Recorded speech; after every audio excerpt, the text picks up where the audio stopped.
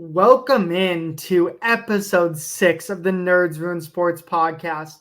As usual, my name is Zac Tipton, and I am joined in by my esteemed and fantastically amazing co-host, Anders Pryor.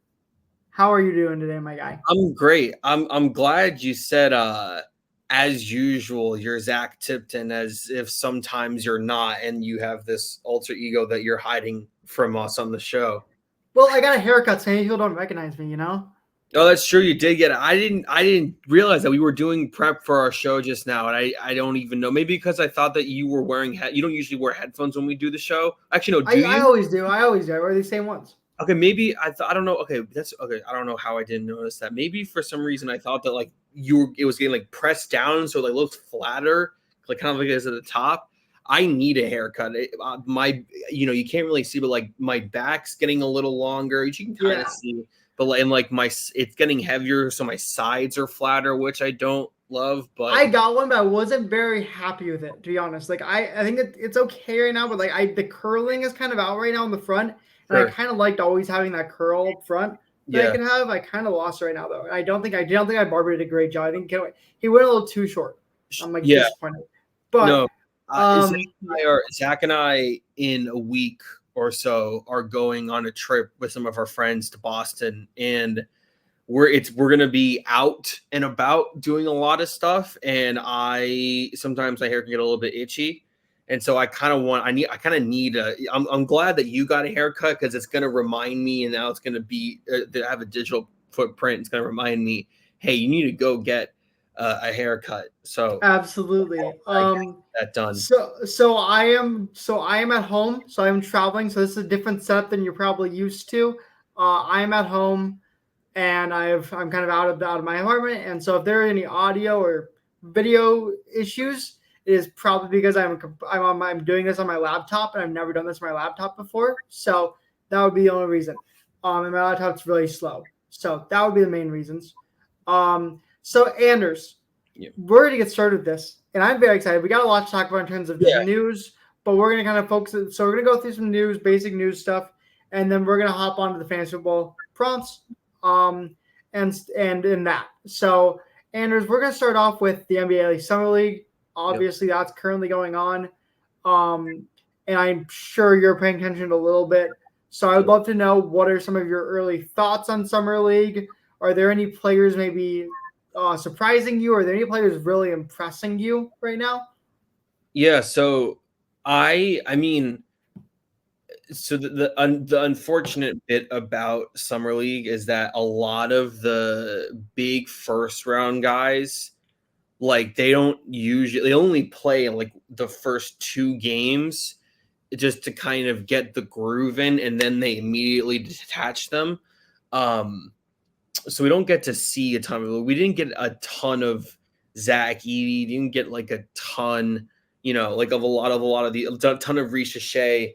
I would have liked to see more Richeche. I'm actually surprised they played him at all. Frankly, sometimes, a lot of times teams that have the first pick, they try to be very particularly protective. But I mean, for me, I guess the first thing that I would mention is Alex Sarr, second overall pick, has had a couple of struggles. This past game, it was unusual. It was 8 rebounds, but 0 points, 0 field goals, 0-7 from 3. Not a great look. I still feel pretty confident that he is the better player between Richeche, and I do think that I still believe that he will have the best kind of collective rookie year. Although right now, I think Reed Shepherd is we're kind of seeing why he shot up so quickly and why the Hawks did consider him for number 1. He's super athletic. The comp for him has always been Derek White. To this point, I actually think he's a little bit more athletic. He's more like Derek White mixed with a little bit of Pat Connaughton. That's kind of the intersection that I see. But I think Sarr will be fine. I saw a tweet that I thought nailed the head perfectly, because with Chet Holmgren and like Wembanyama and all these guys that are like super tall and super skinny, there's kind of like this archetype that's kind of become staple. And sometimes they always work. You get like a Bol or a Taco Fall or a Thon Maker, and they just kind of fall flat.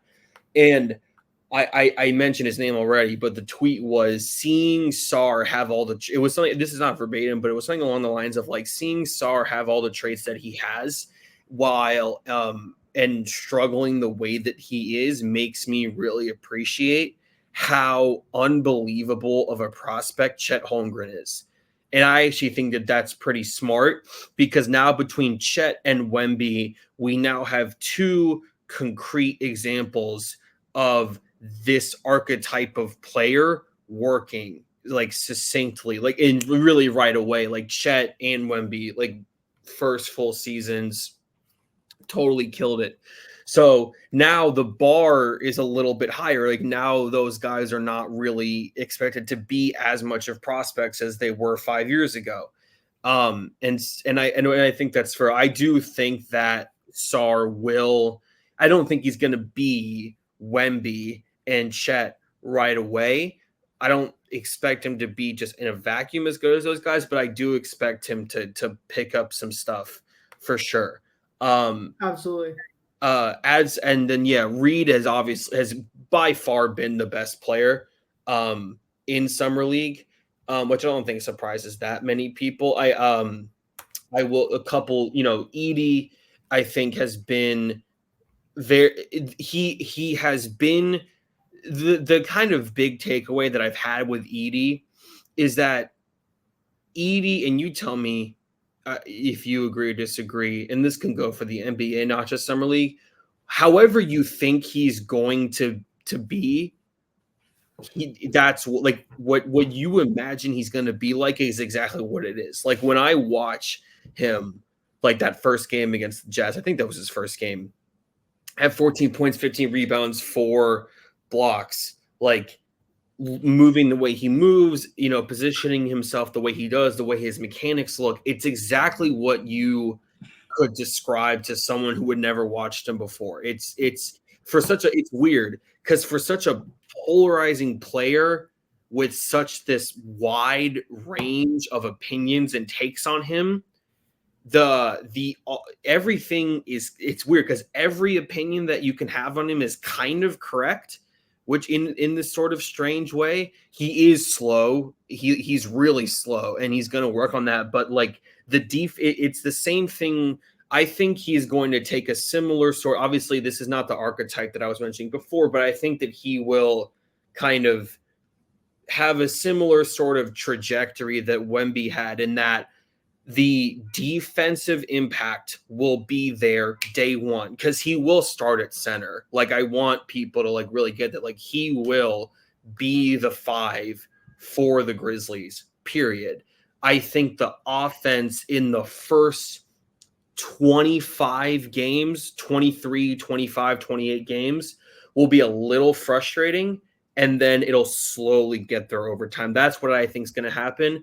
I know that you mentioned, Zach, I saw a couple highlights from that one insane dunk that he had, but you had mentioned Terrence Shannon has been. Yeah, I mean, he's been incredible for us. Like, he looks like a legit superstar. Like, what he's doing, I know it's only summer league, and so players do look like that, but from what it looked like he looks like a legit superstar and a steal at 27, or I think it was 27 is where they got him.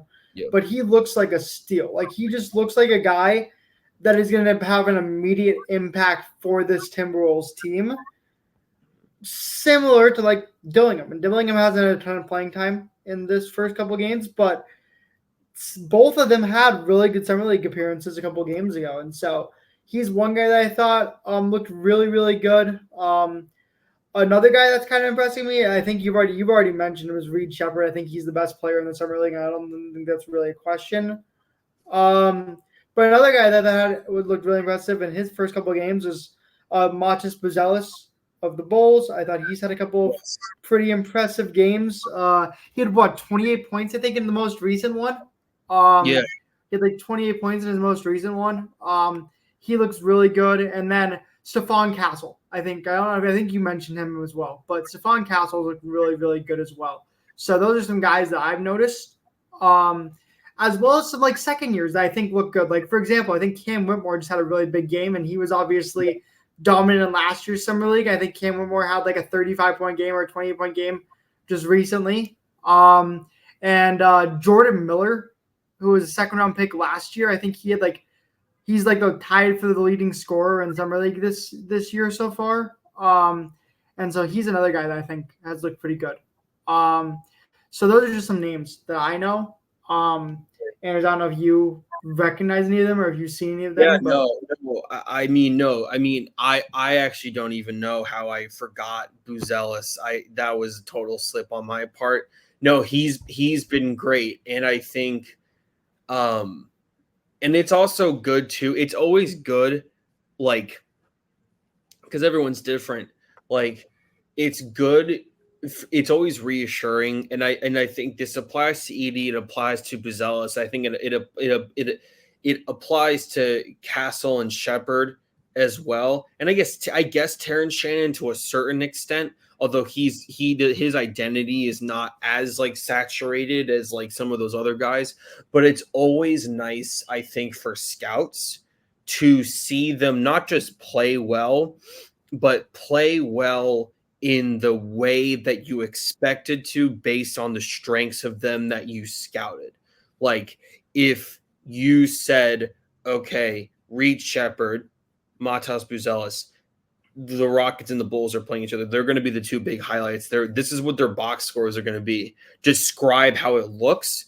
It's been pretty spot on for that. And so I think that's always a nice thing. And I think that it's a pointer to how they've been scouted correctly. And there's this kind of weird. I think I've made my stance on this pretty clear. I think there's this idea that this is a weaker draft class. I don't really buy into that. I think it's a lot of that. Maybe from the scouts' perspective, it is, and I know that some of them have spoken publicly about it. But I think from the take of the fans, like, Ron Holland was committed to go to Texas before going over to the G League. Matas Buzelis, I believe, was committed to Kentucky and then recommitted to Florida State and then the G League, or maybe it was the opposite. It was Florida State, Kentucky, G League, but let's call it Kentucky because that's a bigger brand. If Holland, for the fans, this is not for scouts, for the fans, if Holland goes to Texas instead of the G League and Matas Buzelis goes to Kentucky instead of the G League, I think the top of this draft is viewed very differently. That's how I feel about it. That's fair. Yeah, absolutely. And I think, absolutely. I think it definitely does. I think for me, if like a player comes from G League Ignite, like I don't know that player. Like that's how it is, right? Like I get to watch at least a lot of these players. Like for example, I got to watch Brandon Miller 2 years ago in college. I got to watch Dalton Connect this year in college, and I got to watch him for many years. Same with Kolek, same with had Cam Whitmore 2 years ago. I got to watch him a lot in college. So it was like a lot of those college guys you get to watch, and you get to watch on national stages. So for me, it definitely does make a difference, especially the Kentucky guys. Like, for example, we were all really hyped for Rob Dillingham because we got to watch him dominating college. Right. No one watches G League Ignite games. I'm sorry, I've never watched a G League Ignite game. I haven't either. I've only done it for like scouting purposes, so I can like talk about it. And I've never like watched it on like my own volition. If that absolutely, and I think that's another thing with like European guys as well. Is like unless you're getting like all the media stuff like Victor Wembanyama did, it's very hard for European guys to really be looked at very highly because you and me have never probably sat down and watched a European League game or wherever that is. So I think that's definitely tough. So I do believe in agreeing with you that if they go to college, it'll be different. Like I feel like if Matas Buzelis specifically went to Kentucky, he'd be looked at as like a future star face of the league type of player. I agree. Because he went to Kentucky. But 1 second here. Sorry, my computer died on me. My computer's dying on me here, so I need to plug it in quick. 1 second. I'm going emergency mode. I'm gonna switch over while Zach's not looking. I'm gonna surprise him and move on to the next topic. Yes.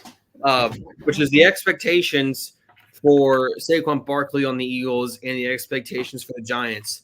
I am sure that a lot of you, if not all of you, have been watching Hard Knocks. Great production. I have not. I've watched Hard Knocks more so in bits and pieces. I've never really gotten to. I've never done the in-season ones as much. I've mostly just watched the training camp based ones. I think these dynamics and getting a sense of like the war room draft process and that environment. And I thought what they were showing, like them sitting in the bubble, like the scouting bubble, like sweet things at the combine was awesome. It's been a great production, super interesting watch.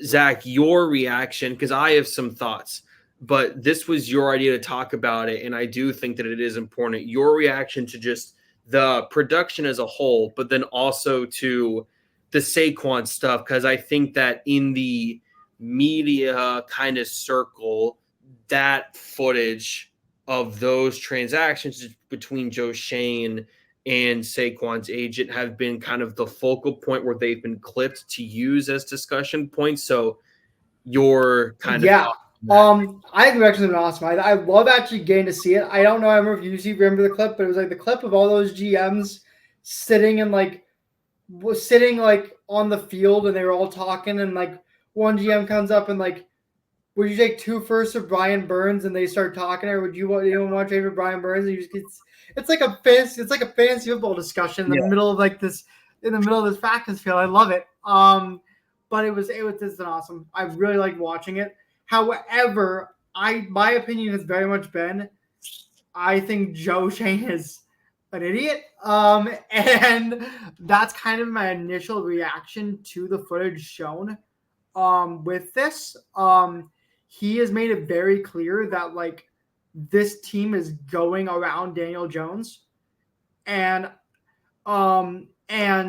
even though you could actually hear some of the guys in his group and like his meeting rooms kind of saying,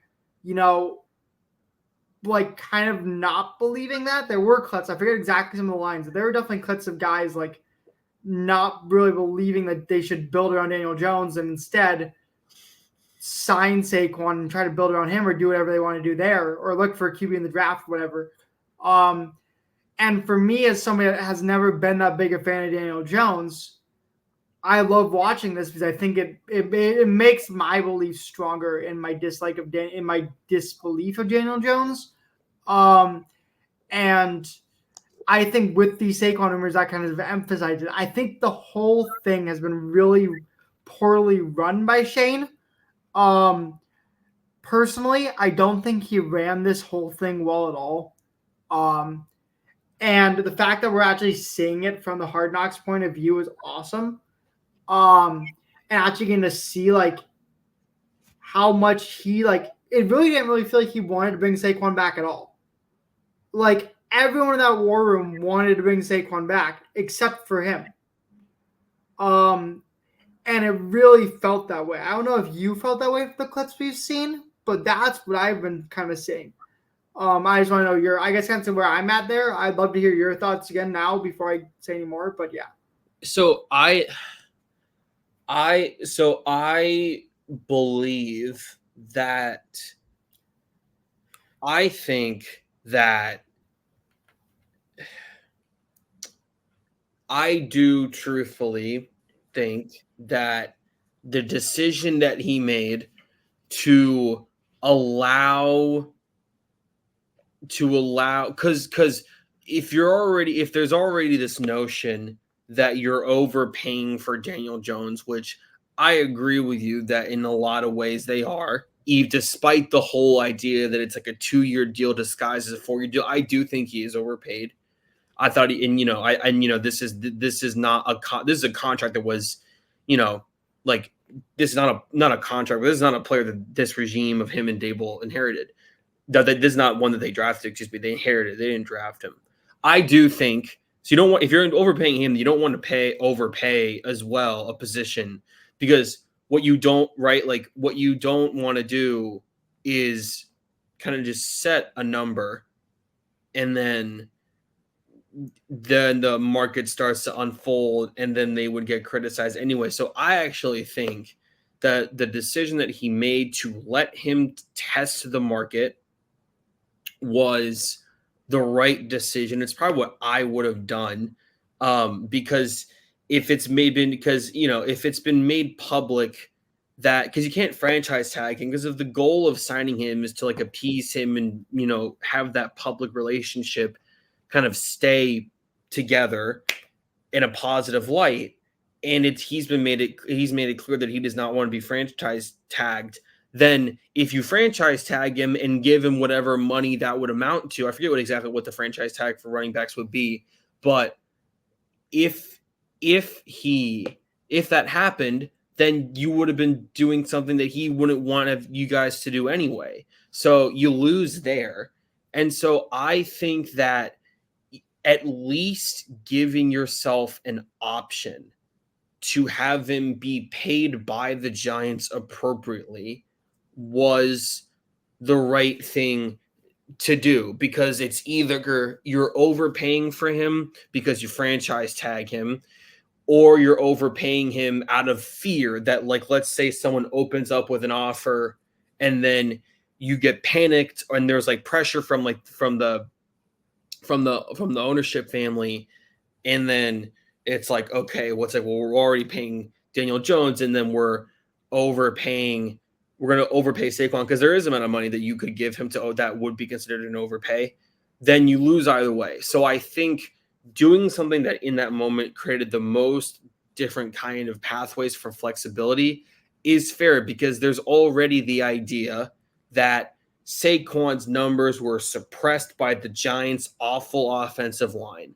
So if you can get someone, Singletary in this case, who can be like 70-80% of that, and then you bolster the offensive line, you could get a pretty adjacent amount of production from the running back room. Now, on the part of Shane, so I don't hate that decision. Now, on the part I agree. I think he should. I think that was a good decision. I'm not saying that was the bad decision. On the part of Shane specifically, the fact that there was that clip where he said the Eagles are off, that the Bears were driving up the price and the Eagles were out, that was a bad look. That was a really kind of like, the fact that he wasn't sure and that he was not confident in his sources, that was a bad look. I thought that was, to me, that was more striking than anything that he did with the optics of actually figuring out the Saquon deal. I also think the Mara stuff in the last episode was kind of interesting, where like Mara came in and was like very much like said he would hate, like him saying he would hate to see Saquon in an Eagles jersey. Like he would and then that actually really happening is not a great look. I don't think that's a good look either. So when your owner says it, I don't know. The whole thing has not really looked great for Shane, in my opinion. This whole Hard Knocks thing has kind of not really looked great for him really at all. Yeah. So I don't know. I think his optics are looking really bad from this Hard Knocks thing. Yeah. I don't know if you agree with that, but I think for the two teams that he could not go to were the Eagles and the Cowboys. Those were the two teams that he could not, that you had to make sure that he didn't get there. And that was one of the places that it ended up being. And so, and there's also the part of it where which is like the Eagles side of it, which is the idea of, I don't love the deal from like the Eagles side of it, because like the Eagles had like a top 8 rushing attack or a top 8 rushing offense last year. Like, and they had so many defensive holes, and that they're kind of relying on like these rookie defensive backs to like kind of fill the gaps for. Like the last thing you need to really be doing is paying $26 for the, you know, 8th best running back in football. You know what I mean? Like, Yeah. what do you think about it? Because we even talked about that explicitly. What do you think about it? Like the idea of Saquon Barkley being paid to play for the Eagles, like that part of it. Like, how does that sit with you? Because I personally, that doesn't sit great. It was a great move for the Eagles. First off, that was a great move for the Eagles. But it doesn't sit well with me in general because I think for me, I hate when like star franchise guys go to like their biggest rivals. Like that's just not a thing I like. As Aaron Jones is now a Viking, yeah, and I regress. Um, um, as Aaron Jones is now a Viking, and Patrick and I think Patrick Queen is now a Steeler. Um, yeah, it true. happens a lot in the league. I don't like it though. Like I don't like Saquon of the Eagles. I don't think I just think it's a really bad move for a player to go to like, especially if you've been with a team long enough to where that team means something to you. Going to their biggest rivals, I don't care how much they pay you. Going to their biggest rivals is just not a move that sits well with me. Obviously, you have to go for your own money. You have to go to get paid. You have to go to do that. Fine. But it just does not sit well with me when a player goes to, especially a rivalry as big as the Eagles Giants. Right. It just doesn't sit well with me. Yeah, I kind of lost like the whole thing of everything that I've heard him say just before Hard Knocks and in Hard Knocks, that when he was like, okay, the Giants are where I want to be, right? When he like, like it would be one thing if he went to like one of these other teams like the Bears or the Cardinals or like the Vikings before they got Jones or something like that. Like that would be one thing. Or where like, Yeah. okay, like he's a guy who had a lot of loyalty to an organization and it's a respectful parting for financial reasons. But like he's going to the Eagles. And like to me, that's like it would be, I think, intellectually dishonest to kind of say that there's not at least some kind of dig in that. And so that part of it loses a little bit of credibility. I just think the whole situation's weird because it's like, I don't think the Giants handled it well. It's a weird situation where even though I think they made the right decision, I think the handling of it was weird. And I think there are so many teams that would have made so much more sense from a football perspective than Philly, who have all of these defensive holes and already had a good rushing attack. I have a question for you on this Giants thing, quick. Yeah. Say you were the GM last year. Say you were Shane last year. You had no idea how this year was going to go.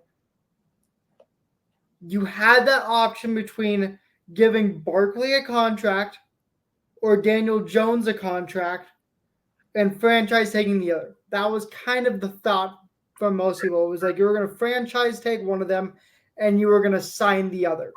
Yeah. As a GM last year, would you have done the same thing the Giants had done? Would you have given Daniel Jones the contract and franchise take Barkley, or would you have given Barkley the contract and franchise take Jones and possibly lost Jones? I wouldn't know. I would have tagged Jones. I would have franchise tagged Jones. I agree. That's where I was. Just because of the kind of sample size of it and he's coming off a great year, so you don't want to lose him just off the basis of, okay, like we just started this regime and this quarterback that we have and can franchise tag just had his best year. We want some stability there. Absolutely. No, and I think that's the same thing. Listen, I don't think it was as great a year as people think. I think it was a very overrated year for the most part. Like, it was a solid year. I don't think it was a great year. But for Daniel Jones' perspective, it was a great year. But I don't think it was a solid. I don't think it was a great year. I think it was a solid year. A lot of his big games happened against the Lions and the Vikings, who were the two worst defenses in football that year. Right. And I regress. Those were his two big games against those two teams. So anyway, but yeah, I agree. Anders, we're going to move on to a different sport. Yeah, we are. Now we're completely a sport that we love, Anders. It was MLB All-Star Weekend this past week. Boy, it sure was. And we can talk about the game, but I also want to talk about other things outside the game, specifically the home run derby. I think that's always a big part of All-Star Weekend in general. Were you able to watch the home run derby, Anders? And if you were, what were your thoughts on the home run derby? And also, what were your thoughts on the home run derby national anthem? That is a question that must be asked. Yeah, no, well, obviously, like, if someone comes out and says, like, for Ingrid Andress, like, if someone comes out and, like, says they're battling with a substance, then you obviously take that really seriously. Yeah. I saw some things that, like, people were saying that she was, like, making it up to, like, excuse it. That's stupid. I agree. I don't think that happened. So we hope that she gets better and that she gets the help that she needs. I thought that the home run, I kind of thought that it was, I see the advantages to the old format. I see the advantages to the new format. I kind of like I actually do think, to be clear, here's what I would have done. I thought it was a good group of performers. I thought it was kind of cool to see Bohm go further than everyone expected. That was kind of my favorite storyline of the night. Yeah. What I would say is this, like, so I am actually in favor of the pitch count limit in terms of it being like 40 and 3 minutes, and then it was like 27 and 2 minutes. There are two changes to this format that I would make if they don't want to do the extra time thing they used to do. So the first thing I would do personally, is I would make it so that even the final matchup between the last two batters is also 40 in 3 minutes. I think it's kind of weird to make it suddenly different when it's in half each time. But I also understand it because at that point players are exhausted, and 40 in 3 minutes would probably honestly result to the similarity as 27-2. But yeah. I would say, and we can debate that. Like, the other thing that I would say is, like, I don't hate the idea. I actually thought the last 3 outs thing was kind of cool in terms of how it made the game interesting. So where if you were off, you could kind of control your pace and, like, get back into climbing distance.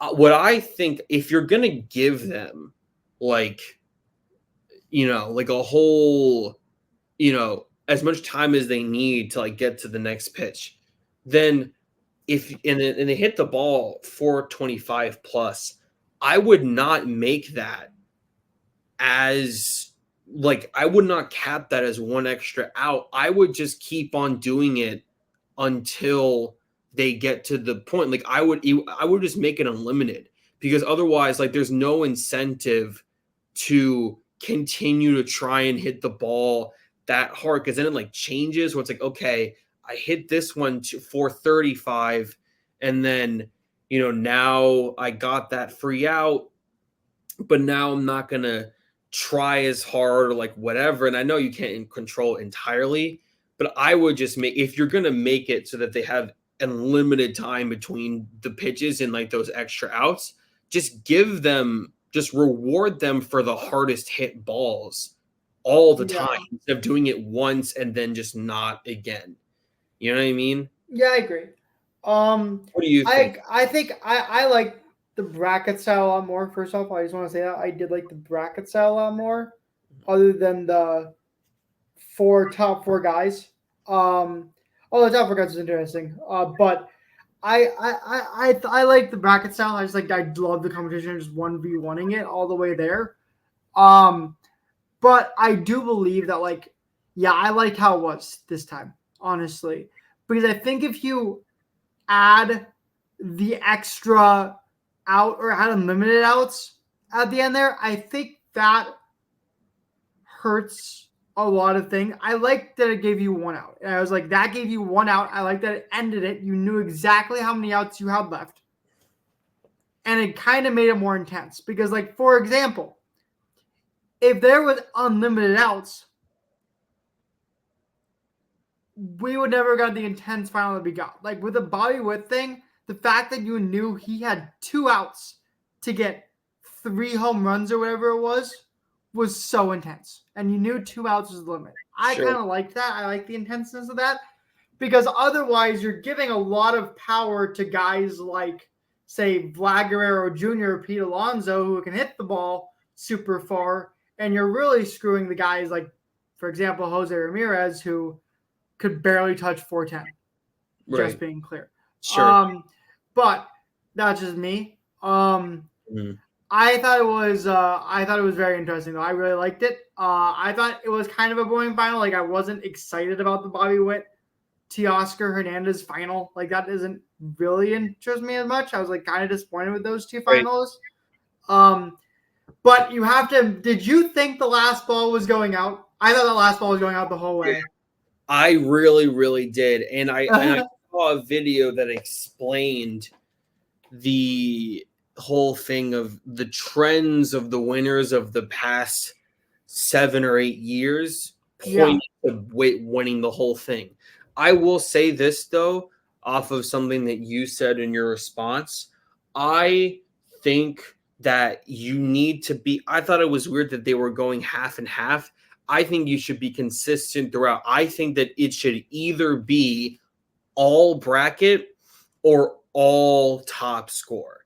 I actually kind of think it would be cool because that way you don't get. I think I would probably prefer if it was all top score, so that way because that way it's a lot of the reason that people really like the 3-point competition in the NBA is because there's you set a ceiling with the first person that goes, and then you can kind of put the camera on them and track it out as okay, well, if they want to be eliminated, you're right. I kind of like that more. I did like that more. And versus okay, well, all I have to do is beat this number. That's not as interesting. It doesn't really make it kind of make each thing seem smaller.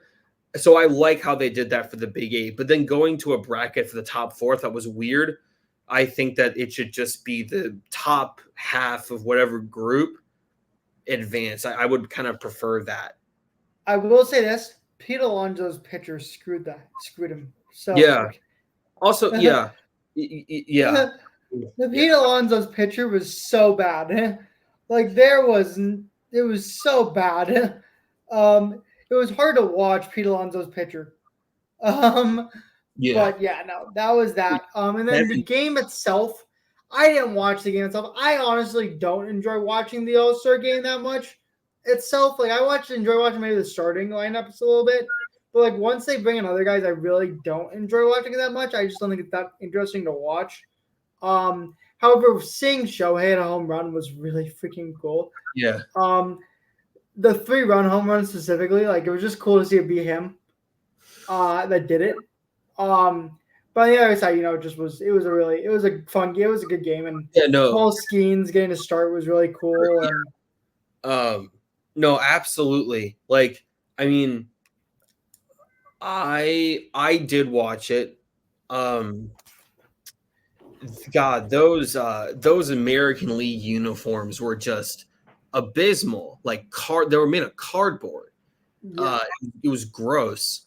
I think huh, I did enjoy it. I think that um I like it how I think it also doesn't help the fact that like the Twins had one All-Star this year. We had one All-Star because Correa got hurt and so he couldn't play in the game, but he was there, but he couldn't play. yeah. So we had one All-Star and he wasn't brought in until like the bottom of the eighth with like 2 outs. So he got one at bat and he's brought in as a DH, so he didn't play the field. He was literally a utility guy. Like he can play any position on defense, and he was brought in as a DH. Right. And he got one at bat.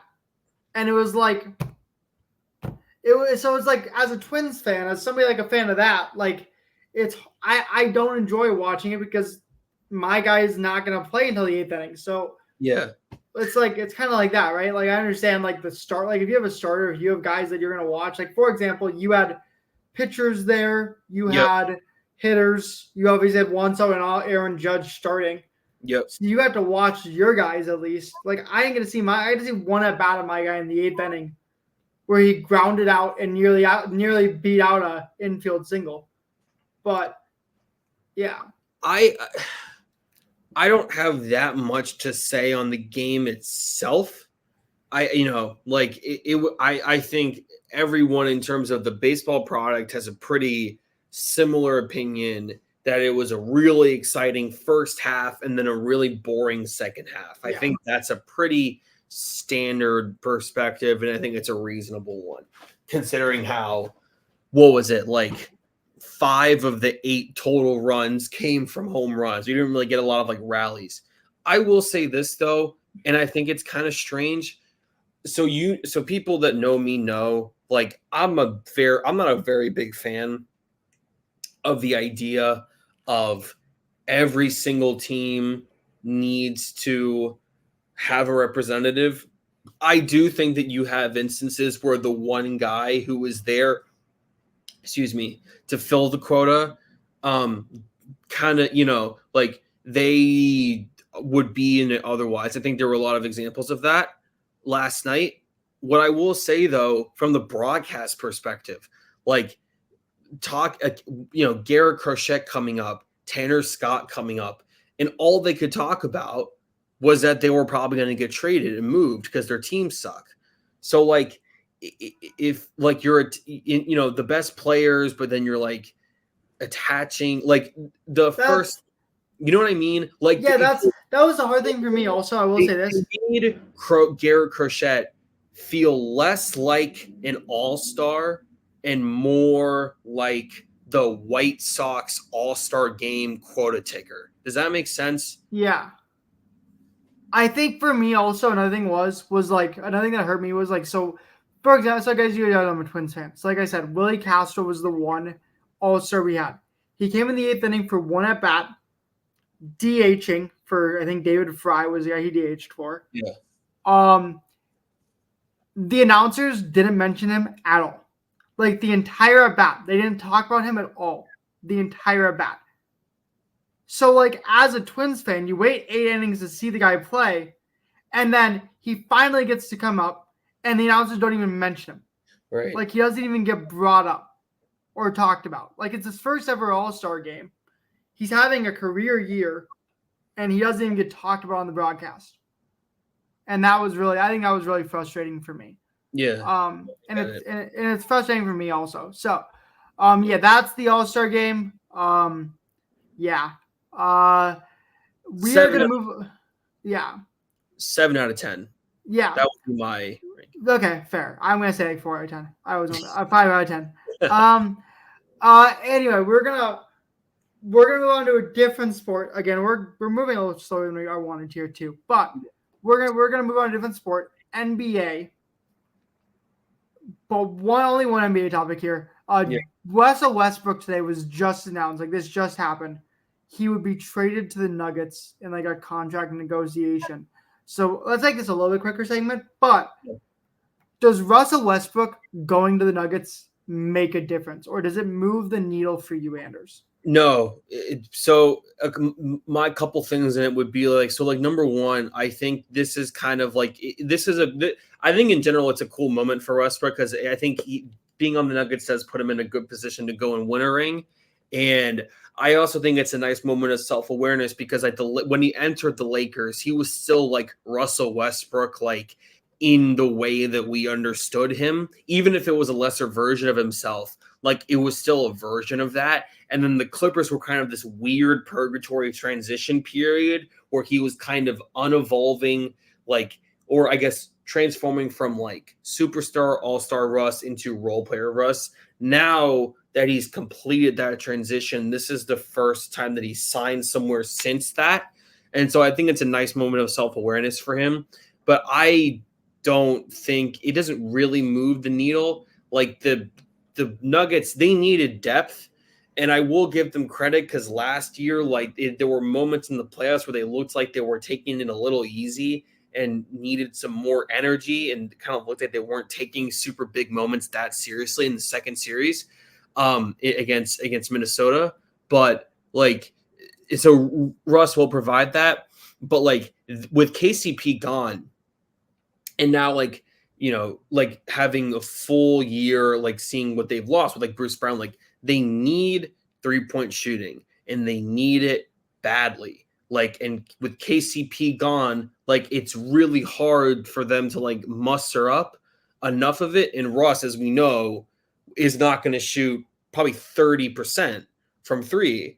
And so it's just a weird fit. And it's not as super exciting, now with like Reggie Jackson gone as well. Like it just fit wise, it doesn't really make sense. Absolutely. I'm going to be honest. I don't have too much to say outside of what Andrew said. I agree.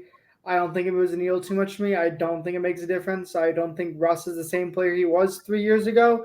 And I find it hard to believe the Nuggets really improve with this move, especially in needs they have. And so, Anders, with that, I'm going to do one quick speed thing for you, Yes. Anders. You have a quick speed thing. No thinking. I'm going to give you 4 players, and I want you to rank them because Sleeper just kind of brought this up, and I thought this would be interesting to do here. Yes. Rank these 4 players. Okay. Paolo Banchero. Okay. Chet Holmgren. Domantas Sabonis. Lauri Markkanen.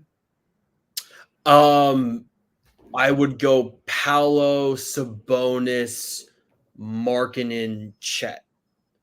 Okay. See, I was going to go Paolo, Markkanen, Sabonis, Chet. So, yeah. But that's a quick speed on for you. Margins for me. So, yeah. Those are all close margins. I think by the end of next year, I would probably put Chet above either Markkanen or Sabonis or both. I think by next year he'll be second on that list. Absolutely. Moving on to our final segment that we're doing. It's kind of the big segment for us. This is why we have the football background. It is time for our fantasy football prompts. And I'm going to be honest, this was a lot of Anders. I'm going to be honest. I was traveling all week, so this is Anders' idea.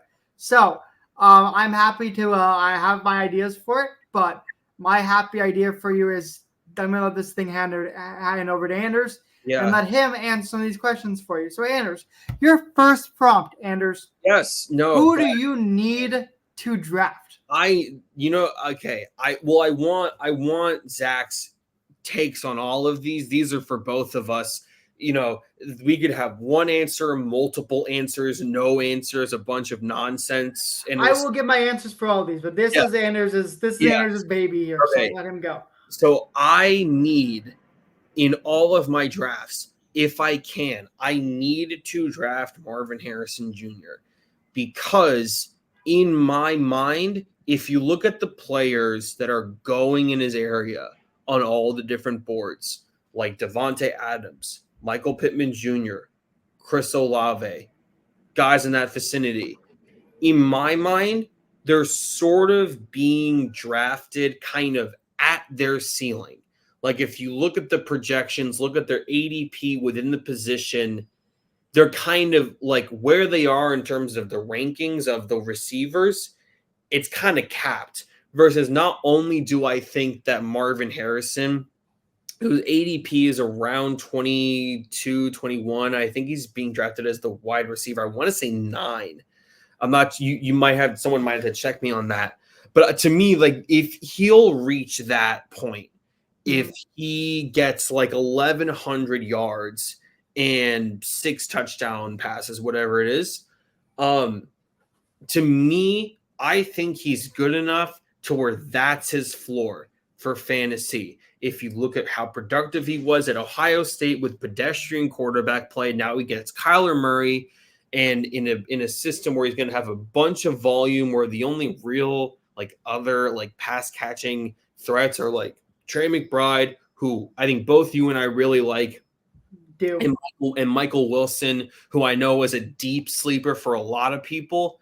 I would say like he's being drafted at his floor, and like he can only go up. The worst case scenario for him is that if we're looking at this as like investments, the worst case scenario for Marvin Harrison Jr. is that you break even on him. So I need to draft him. I have 2 guys. The first guy, and the reason I didn't choose him in the first place is because he will be a mid-first round pick. And so if you have a late pick in the first round, you're not going to get him. And so I won't be able to get him. But one guy I really need in this draft is Amon-Ra St. Brown. If I can get him. I don't know if you've seen Receiver on Netflix yet, Anders. I was planning on watching it. I won't spoil anything for you, but all I will say is Amon-Ra St. Brown is a literal beast and of a human, and is so good. And if I can get him in the first round, I might take him over Justin Jefferson. And I know that's a giant take, and Anders is going to be shocked over there in his room, but I might take him over Justin Jefferson based on what I've seen from receiver. But that is it. Rachaad White is my main one. I'm a big Rachaad White fan this year. I think he's going to be so good. I think he's going to be such a monster in that Buccaneer offense. I think with his passing ability, catching ability, his rushing ability, I think he's going to be a beast. I don't think he's any competition really. And I just really like what they're doing. So I'm going to go with Rachaad White as my who do I need to draft. It's like I said in our Sleepers episode, if you are someone who wants to have an actual, not just an RB1, but an RB foundational piece, but don't really like to employ the sleeper RB strategy, then Rachaad White is the perfect player to fit that mold, I think. So I think absolutely. Now, Anders, your next question. Who are you scared to draft? Oh, man. So this is someone who in my mocks I used to take all the time, and now slowly over the past couple of weeks I've been more and more hesitant. So that player for me is Tyjae Spears. So for a while I viewed Tyjae Spears as, if I'm going to kind of add a flex piece, I want to add someone in a full PPR league with receiver upside or reception upside, excuse me. As opposed to kind of just this like kind of random, benign running back who's just kind of doesn't really have a super clear identity within whatever system he's in. And I did view that way for a while, because I do think that Tyjae Spears, even despite this being my answer, is a legitimate candidate to have over 1,100 scrimmage yards. The reason I'm scared to draft him is because I know that one of the principles that a lot of people use when drafting, and they're torn about people, is follow the money. And the Titans gave Tony Pollard, an adjacent bag, to put it, that way. And I am worried that, there's the volume is not going to be there, because, in order, we just mentioned Rachaad White. For a running back's true reception upside to be unlocked, you just need reps to get that in there. And I think that Spears is really talented and can run a lot of really interesting routes from the backfield. But I am worried that, it's Brian Callahan, new regime, new staff. They just kind of instead of it being like a split thing and one has more clear reception upside than the other, even though Pollard can kind of catch the ball, they give a lot of the reps more so to him because of the money that they're giving him. And they're going close enough in the draft where it's 10 picks of each other, where it's kind of an issue for me. So I am a little hesitant at this point. Absolutely. That's fair. Honestly, I am kind of afraid of both of those tight end running backs, to be honest. Especially with the guy, I like Tony Pollard for a long time. He's on my Dynasty League team for many years. I like Tony Pollard, but I am scared of the Titans backfield this year. I'm going with a little bit of a different strategy here. I am going with the entire Steelers offense. And to me, that might not even be that big of a hot take. Like, the entire Steelers offense is just a bit of a mixed bag, and I'm not really excited about it. The only player I would consider drafting from that Steelers offense is maybe George Pickens, but I think George Pickens excels when he can hit the deep ball. And to be honest with you, I don't trust Russ's arm anymore, and I never trusted Justin Fields' arm. So, and also just who's going to be QB? The whole situation is so weird for me. I don't like it. I want to stay away from Pittsburgh altogether. Yeah. And so I think with that, I'm going to stay away from Pittsburgh altogether here. I just don't like their QB situation. I've never liked their offenses have never been impressive. And since like the Bees, the Joe Bees, since then, they've never had impressive offenses. And so I just don't trust it. And so for me personally, I'm just going to stay away from Pickens. Roman Wilson might be like a last round snag if I really feel like it, but maybe that's really it. And Najee Harris and Jalen Warren, I'm pretty much staying away from because at this point I'd never trusted Najee, and Jalen Warren is not going to get any touches with Najee there, or half is going to be like a DVD. I don't really trust it.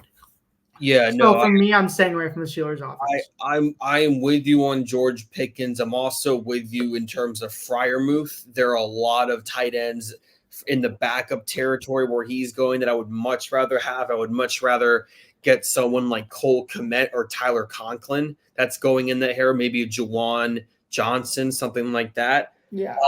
I am willing to, as a flex option, or if I decide to go if the build that my early draft leads me to a 0 RB, I'm fine with Najee as my running back too. Arthur Smith is the coordinator there now, and he has a proven track record of developing run games. If it's so I would take a chance on Najee. I would not take a chance on Jalen Warren. I think that even in Jalen Warren's best case scenarios, he won't just have enough like 3 down opportunities and effective goal line work that Najee will have. But outside of him, I'm with you on Pickens. There are so many people in his ADP neighborhood that I would much rather take. Absolutely. I think also on the QB side, like I'm not going to touch Russell Wilson or Justin Fields with a 20-foot long pole. So because I don't know how many games each are going to start, and I just don't think I really want to trust that situation. So that would be that. Now we go to some fun questions here. Anders. Yeah. What's a hypothetical last pick of your draft that you're irrationally excited about? Yeah, so this is... If you can't tell Anders wrote that, I feel like that's the most obvious Anders question of all time. Yeah, that one's definitely for me. This is basically like like you're sitting and you're trying to fill out your last bench piece. Let's be honest, the last bench piece is gonna be a meme pick anyway. But in the league that Zach and I are in, it's usually a meme pick. But let's say that you're in a league filled with serious people, unlike me and Zach, and you have to pick someone. Who would you go for? Just someone who's going to be way deep in there that you don't think anyone else is going to touch, and you want to get your hands on because you think that if they hit, they're really going to hit. So for me, that's very easy. And it's Jermaine Burton. And I've heard this in a couple spots before. I would say the big thing for me with Jermaine Burton is that he's going to be the clear wide receiver 3 on the Bengals offense. which is an offense that I think we all trust, even without Burrow. Even if Burrow does get hurt again, I think we all kind of trust it. And so that's one part of it. Like I think his upside or his ceiling is what Tyler Boyd has been the past 3 years. That's what I kind of envision for him. The other thing. What about Charlie Jones in that? Isn't Charlie Jones the wide receiver 3 this year? Am I wrong? Is that the right name? Is that the right name? Am I screwing up the name? Maybe. I don't know. I don't know. Okay. But Jermaine Burton, the thing for him too, and really all receivers other than Chase, but for Burton specifically, who I'm focusing on, T. Higgins getting traded at the deadline is on the table. And if that happens, then Jermaine very likely, in an optics offense on the field standpoint, moves to the wide receiver 2. And that will unlock so much volume for him. That really excites me. And so he might be someone that I just stash in a T. Higgins, gets traded, kind of break the glass in case of emergency kind of thing. So that would be my pick. Absolutely. I think so. I'm sorry. I'm looking at my dynasty leagues to figure out who my picks are going to be. Oh, yeah. But I have 2. And happily, both of these guys are my dynasty league taxi squad. Oh, perfect. But there's 2. One is Jalen Wright, the running back for the Dolphins. I think his upside in a running room that is very injury prone. I hate to use that word, but with Mostert and A-Chain, I mean, it's kind of been proven that neither of those two really they both had trouble staying healthy. Mostert throughout his career, and A-Chain last year had trouble staying healthy. So I would love to see Jalen Wright kind of go for that role. Maybe it'd be an RB3 in that offense, but with injuries, he could plays a pretty big part in that Dolphins run game. And so that's one. The other one that I'm starting to like a lot, Anders, and I don't know about you, but I've heard his name a lot recently, is Jalen McMillan, the wide receiver out of Washington that's now in the Buccaneers. Yep. I've heard his name a lot in preseason talks. In terms of he has a chance to be a legitimate outside threat on the Buccaneers team and be a starter for that team. Almost passing Trey Palmer and taking over that wide receiver 3 spot. And so that's kind of an exciting thing for me in terms of I like that Buccaneers pass game in general. Maybe if he continues to improve and your draft isn't until later, if you're hearing a lot of things that I'm hearing on McMillan, I kind of like McMillan late. Yeah, the wide receiver 3, the wide receiver 3 for Buccaneer, it's kind of up in the air. I think it is Trey Palmer to start. I don't think, but Trey Palmer, I do like Trey Palmer, genuinely, as a player, even in college, I kind of like Trey Palmer as a player in college as well. I'm not gonna lie. Yeah, well, thanks. When the sky's blue, yeah. But I don't think that he's in the point where he is in a position where that spot is safe. I think if McMillan posed a threat and Sterling Shepard's there, but that's kind of benign for me too. That's not really a fantasy relevant signing in my opinion. If McMillan performs to a certain degree, they will make him the wide receiver 3. That's not Trey Palmer's job, penciled in. It's his. So I do also have Trey Palmer on that team as well. So I have Trey Palmer, and then I do have McMillan as a taxi squad guy. Yeah. So that's great. The other person I would say, I think I mentioned earlier, is Michael Wilson. There was some. Yeah.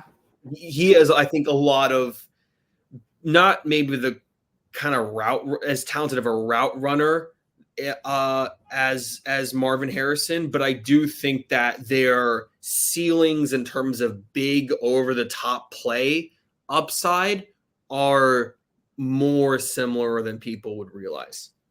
Absolutely. Moving on to our next question, Anders. Yep. What defense are you kind of slightly excited about? This is another. I mean, all of these are me, but this also kind of sounds like me.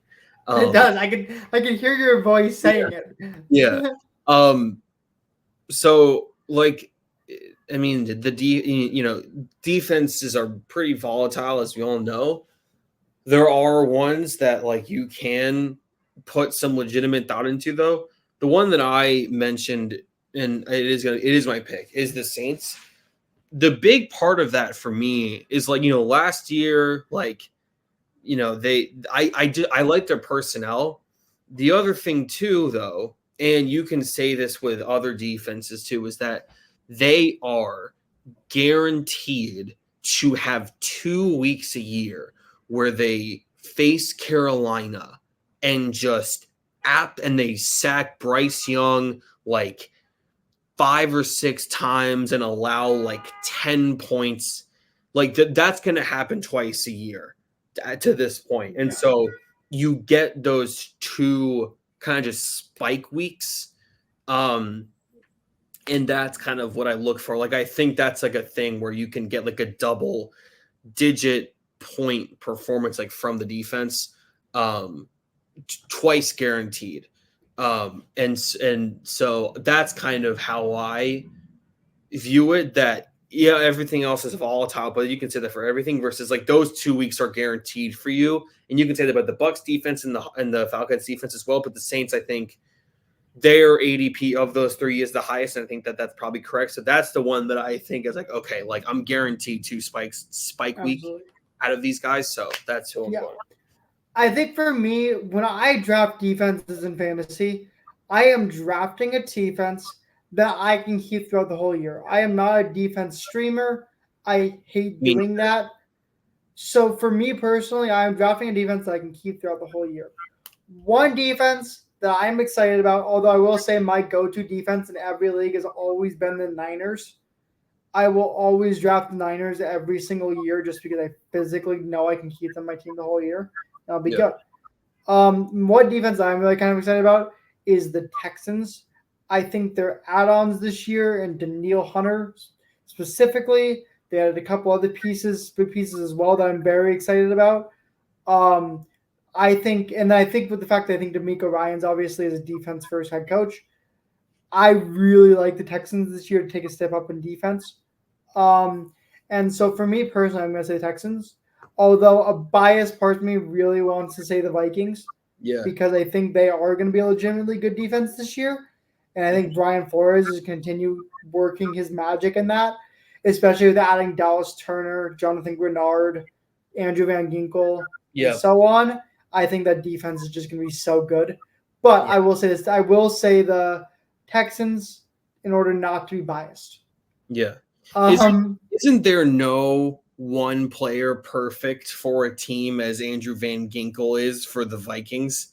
I agree. I do agree. I don't think there is a more perfect player than Andrew Van Ginkel. He looks like a Viking, and also just like knowing you, he seems like a very. He's from Minnesota, also. He's like, but he's a very like teamable sort of player where it's like it can be like a thing that you like them, but he's also like good enough to where it's not like a total joke.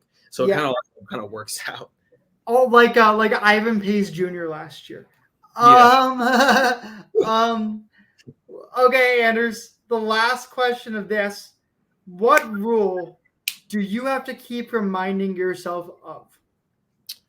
For fantasy drafting purposes specifically, we kind of have principles that we all follow that we like prep ourselves like, okay, I'm not going to do this year because I don't want to be stupid and I don't want to mess up my draft and I want my strategy to be consistent. And then we get to the moment and we get too scared or too anxious or we just flinch and it all falls apart.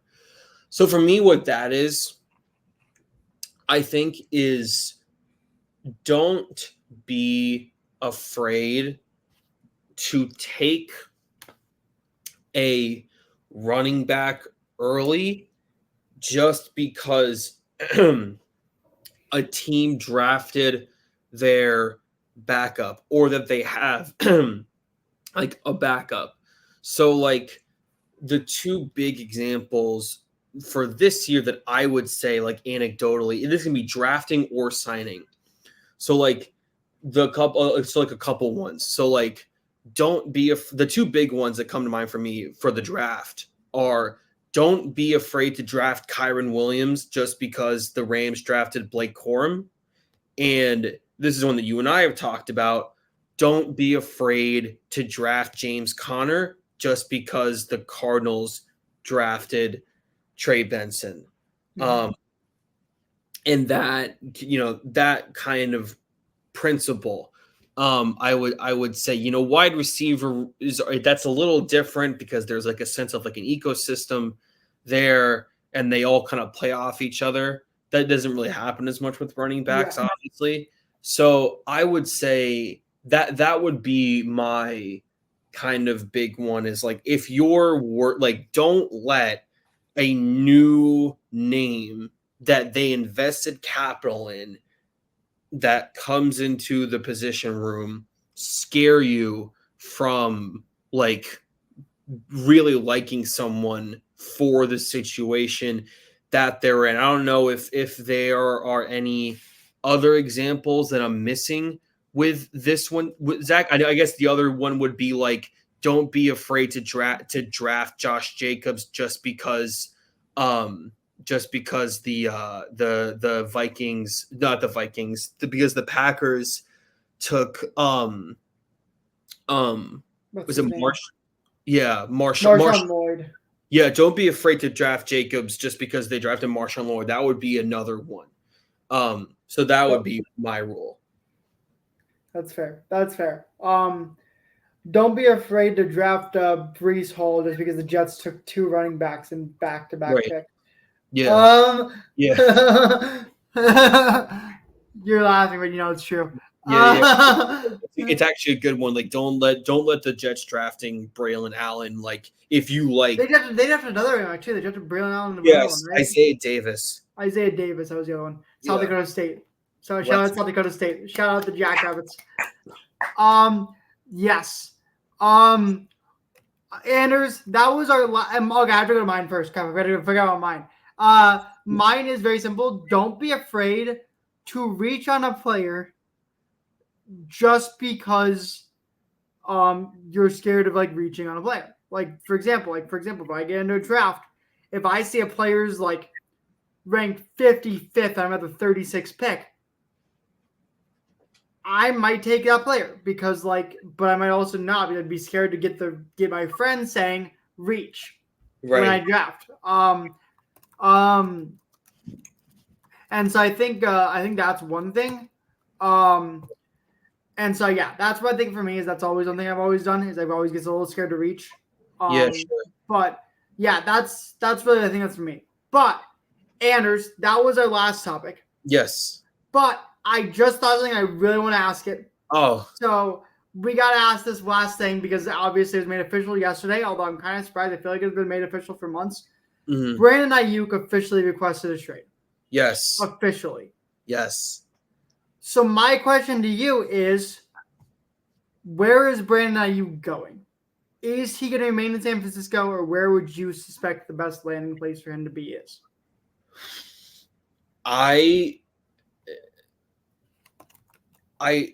If I had to say, if the question was just flatly, is he going to stay on San Francisco? Is it if the question was San Francisco or the field? If I had to make a choice today, I would just say the field. I would like to see because I think he went on a podcast and he said I'm probably going to play for the Niners this year. I would like to see. This would be something I would love to revisit in a week just to see if it gets messy. If he does get traded, I mean the Commanders have been brought up because of the Jaden Daniels connection. I actually do think that would be really cool. The Raiders is another one. I could see him. I think with would Antonio Pierce connection. I feel like Antonio Pierce really wants him. Yeah, that's another one. I would say also, I mean, like I could see a scenario where it's like I think the Patriots, who are kind of just sitting on all this cap space, not really doing anything with it. Like, wouldn't you want to just get Aiyuk and lock him up for a bunch of money just to have, Yeah, I either would. either Drake May or Drake May plus the next quarterback you drafted if he doesn't work. Go get him like a legitimate weapon that you can actually use and let Aiyuk get the best corner available so that way Demario Douglas and Jalen Polk and Tyquan Thornton can actually get the reps that they need to develop. And so I think that, and they have the cap space to do it. And so I think that also, I think that would make a lot of sense to me. But if I had to make a prediction, I would say I wouldn't be surprised if the Commanders get a little bit of like new ownership syndrome and go out and get him aside from the Jane Daniels connection. So that if I had to make a prediction, that's what I would say. The three that I'm seeing now are here are the offers. Actually, they had the CBS Sports made 3 proposed deals for 49ers Aiyuk. So the first one is Steelers get wide receiver Brandon Aiyuk. The Niners get the 2025 first round pick. The second proposal is the Commanders get Aiyuk. The Niners get De'Ami Brown, a second round pick and a fourth round pick. And then the third proposal is a 3-team trade. The Broncos get Donald Parham, a 2025 third round pick. The Chargers get Aiyuk. And the Niners get Cortland Sutton and a second round pick. All right. Those are the 3 options I see here on CBS Sports. That's the most interesting one, I think. Yeah, I think I am. It's almost funny. Like I am almost. There is a part of me that it's almost a little bit more interested, actually, in like the implications that the Niners would receive of what they look like with Aiyuk gone than what the actual team that he's going to go to is. So, depending on the team, like obviously, if he winds up somewhere in Buffalo, that's a big deal. But like, there is a lot of me that's like, okay, like if Aiyuk leaves, like how does that affect Purdy? How does that affect the play calling for Shanahan? All that kind of stuff. You know what I mean? Yeah, absolutely. Because I mean, really, it is like Debo's so injury prone now at this point that it's really scary to lose Aiyuk because if Debo gets hurt, you're kind of really at a loss for a receiver. Right. Obviously you have Ricky Pearsall, but that's really that. Right? Yeah. Is Ricky Pearsall a Niner? Am I right? Is that the Niners drafted? No, That's who they drafted? Okay, yeah. So I don't know. I would say for me, the Raiders or the Commanders are the 2 options I felt like the most concerned about, just because I think the Antonio Pierce connection, the Jaden Daniels connection seems real in that sense. So I don't know. We'll see. I could see Antonio Pierce going after Aiyuk. I mean, he already has a bunch of ASU guys on that team, so I could see him going for Aiyuk and continuing that. Definitely. But yeah, so yeah, well, that is our show. We thank you guys for listening. We will probably be doing next show some point next week at some point. But I'd like to go before we go for Boston, but we'll see how it goes. Yeah. For now, if you guys liked it, please subscribe, please, and let us know in the comments what your thoughts are. Yep. If you have any answers to our fantasy football prompts, we would love to hear them. We would love to hear who your needs are, who maybe you're scared of, and stuff like that. And also, if you have any other comments on the stuff we talked about, we'd love to hear it. So that's that for that. Anders, do you have any amazing sign-off words that you would like to show? I don't think I do. I think that what we should do maybe is prep a little bit of like a slideshow of photos from Boston and kind of go through that and, kind of branch out and let the people know that we're also people and not just talking heads. Yes. And Zach and I will be going to a Red Sox game while we're there. I will be going to 2. Anders will be going to 1. I will be going to So 1. it's- Zach's double dipping, but we will. And we will be going to a Red Sox Yankees game specifically. Yes. Anders, who wins that game? That we go to. I really hope it's the Yankees, so that someone doesn't do something to me that's going to put them in jail.